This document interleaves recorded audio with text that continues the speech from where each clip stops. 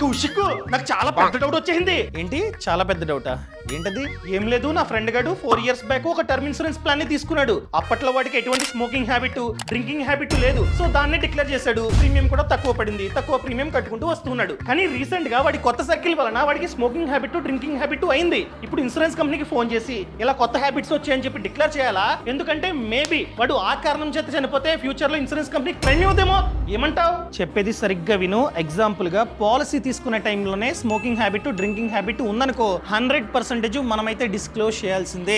Example గా అతను చెప్పలేదు, దాచాడు. సో స్మోకింగ్ హ్యాబిట్ ఆల్రెడీ ఉంది, పాలసీ తీసుకోకన్నా ముందే ఉంది. సో స్మోకింగ్ వలన లంగ్ క్యాన్సర్ వచ్చి చనిపోయాడనుకో, ₹1 కూడా ఇన్సూరెన్స్ కంపెనీ క్లెయిమ్ ఇవ్వదు. అర్థమైందా? అదే పాలసీ తీసుకునే టైంలో ఎటువంటి బ్యాడ్ హ్యాబిట్స్ లేవు, 4-5 years తర్వాత అయ్యాయనుకో సర్కిల్ వలన, అలాంటప్పుడు 100% ఇన్ఫార్మ్ చేయాలన్న రూల్ ఏం లేదనమాట. సో ఇక్కడ ఇన్సూరెన్స్ ఎక్స్పర్ట్స్ చెప్పేది ఏంటంటే, ఆ కారణం చేత ఫ్యూచర్ లో చనిపోయినా కూడా ఇన్సూరెన్స్ కంపెనీ క్లెయిమ్ అన్నది 100% ఇవ్వాల్సిందే. నేను కూడా ఒక టర్మ్ ప్లాన్ తీసుకుందాం అనుకుంటున్నా, కానీ టర్మ్ ప్లాన్స్ చాలా కాస్ట్లీ ఏమో. అంత కాస్ట్లీ ఏం కాదురా. ఒకవేళ ఏజ్ అనేది తక్కువ ఉండి పెద్దగా జబ్బులు లేవనుకో, మంత్లీ ప్రీమియం 2 కోట్ల కవరేజ్ గల పాలసీకి మంత్లీ ప్రీమియం 600 నుంచి 700 మిడిల్ లో ఉంటుంది. ఫ్యూచర్ లో మనం కావాలంటే కవరేజ్ ని పెంచుకోవచ్చు, 20 CR వరకు పెంచుకోవచ్చు. ఎలా తీసుకోవాలో చెప్పా.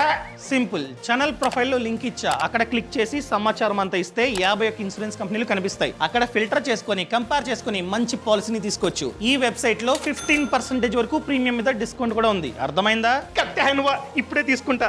Thank you Kaushik. Boss Wala. Be the boss.